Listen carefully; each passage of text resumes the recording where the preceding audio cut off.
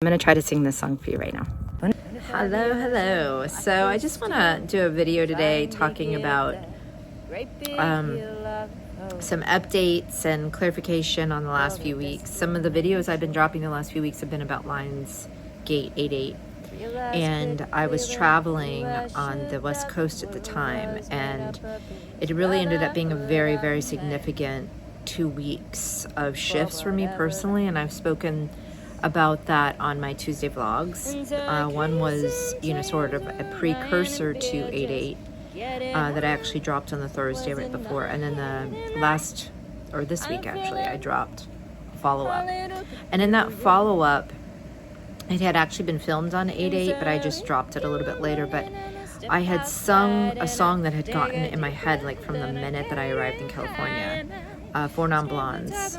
It's a personal reason, and I just had heard the song the first time when I did a short, fun little trip as a teenager with a friend, and we would drive up the coast every day using her mom's or her grandma's old, I can't remember, it seemed like a beater car, and we would drive up the coast and we would listen to this song over and over and over again. It was newly out at that time, and so the minute I was in California, like, it was just in my head. And then it started to be like, wait a minute, these lyrics actually really work for what I was experiencing. Some of it was about how you cry sometimes when you're lying in bed just to get it all out.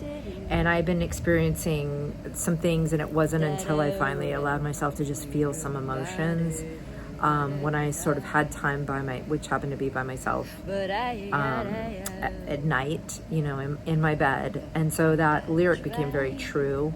It was also speaking about trying in this institution and praying for revolution. And when I say revolution, it's not the way that people would normally say, but I mean more from a spiritual perspective. And so, like basically the revolution of Christ. I mean, he is revolutionary, I'll tell you that.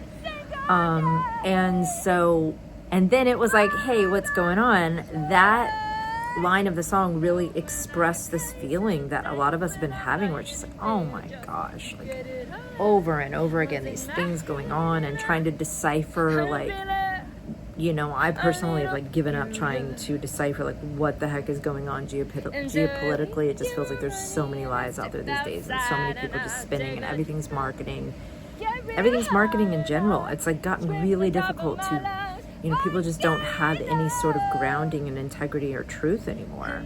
And I guess the means justify the ends.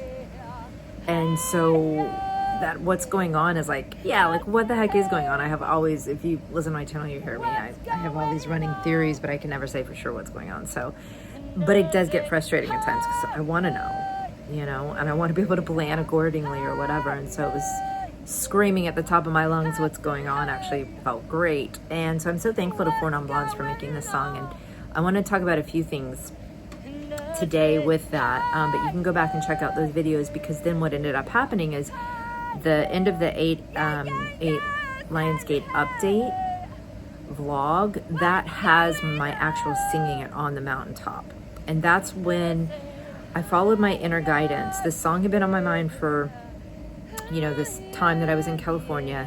Then comes the Lionsgate. I followed my obedience, got out, got into nature, which wasn't easy to do. It was like freaking hot too. The only time I could get out was midday. And I followed my obedience to not only make a video about what I was experiencing, which was a lot about accepting these new superpowers that we have as human beings. But go back to that video. It's not exactly maybe the way you might think of it. It's a new perspective on it. And then it was very clear, you need to sing this song. Now, I had not been obedient in the sense that I hadn't really been practicing it, even though I could kind of tell it was a cover I wanted to do. I'd been really busy and just not able to. So I basically, and then also I mentioned being a Luddite. I didn't know exactly if I could record myself and read the lyrics at the same time, which I did not have memorized, but I was just going to sing it a cappella. So I tried it one time first to see if I could memorize the lyrics really quick, and I felt so much energy coming. I mean, the grounding, it was powerful. So I just went ahead and recorded my voice, had the lyrics in hand, took my shoes off, stood on the ground, and just sang this song. And this is what I want to speak to you about first is this idea of getting out in nature and singing like that, in particular when you have songs on your mind, to actually follow the thread and learn them and sing them. And then what happens when you actually are out in nature and you're able to sing them. And so I'm going to try to relay this next to these videos that I made. You'll see them going in the background, hopefully, of both that time when I sang on the mountain, and then later that week when I was flying home, they have this piano in the airport in LA. I went ahead and played it, and so I released that as well because I just couldn't get enough of this song and this energy and this feeling I was getting by singing it. And so there's a few things, and I was speaking to a student about that this week, is that a lot of times we're dealing with blocks in our voice. So this is more of a technical singing teacher recommendation that you can go through, and many vocal coaches will do this, where it's like, oh, we'll do this, adjust this, think about this, do this. And sometimes I've noticed for certain type of people, and I'm one of them, you almost get worse, because you're thinking too much. And the thinking is actually taking it out of the realm of your natural ability, or just the innate ability to sing and express yourself, which I believe we all have. And you get out of touch with that because you're so in your mental game trying to make sure you're doing it right. And that's just the opposite direction. So in those cases, sometimes I find it much more helpful when you're dealing with blocks in your voice, or just an inability to enjoy singing, stress in your life, just feeling tension in your body, your mind. Sometimes our minds will start going so much we can't even sit down to do music. So if it's one of those time periods, this is a great thing to do. One of the things that happens is you go out in nature and instantly you just sing differently. It's more open, it's more real, it's the effects on your own body, which are documented. There's so many things out now. Let me adjust my hands here a little bit. There's so many things out now about how singing is so good for your body, to restore it, to recalibrate it, to release stress, to release tension, to reset your mind, to refocus your mind. I mean, it's just a million amazing things. And when you go out in nature and do it, it just amplifies the whole thing. And if you are overthinking it, or you are one of these people who got talked out of the idea that you could even sing, then going out in nature can just, bam, completely reboot you on that. And it might be a little bit like, 5 steps forward out in the woods, and then you go back home and you find your singing voice is closed down again, or especially if you go out to try to perform. Yes, but the more you can experience that openness of singing, the more muscle memory that you're building, and the easier it is to tap in and access it and access till it becomes a much more consistent way that you sing. That's kind of how you change some of those habits.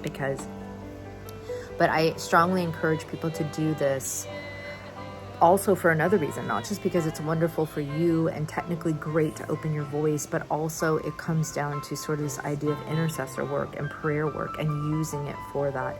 If you're somebody who feels called to do that on any level, I mean, there's a lot of different ways people talk about it: prayer intercessors, prayer warriors, grid workers.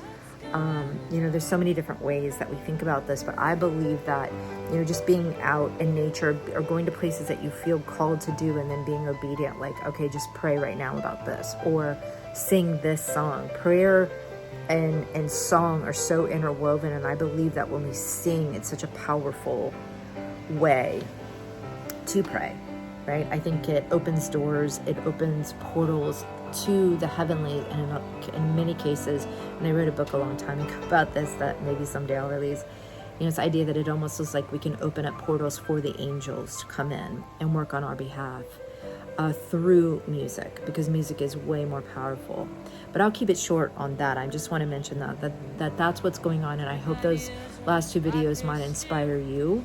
One in which I was out in the middle of basically nowhere singing, and I will say that's also part of what might help you if you're somebody who's very shy about your voice, which I definitely was and can still be.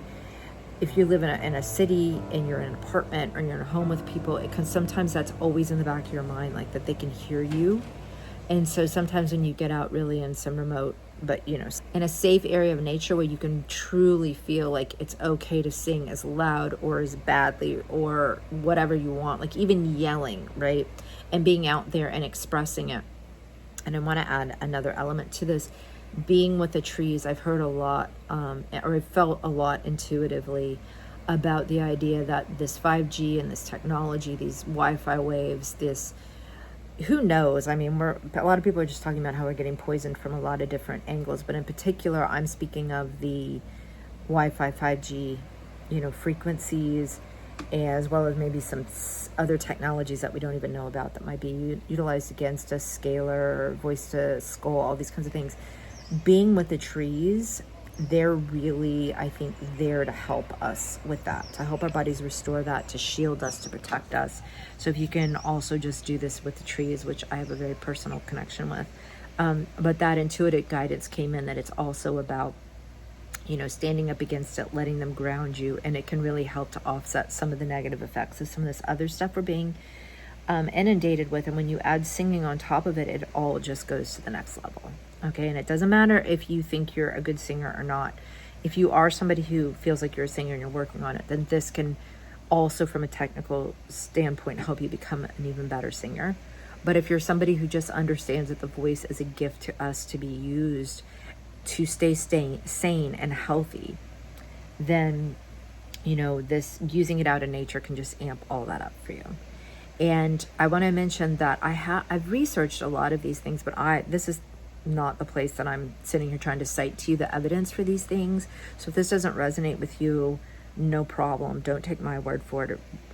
I'm not the person sitting here as a guru with all the answers for you. I'm somebody who's trying to inspire you to go inward and listen to your own guidance and develop your own inner intuition. And on that front, sometimes, we get validation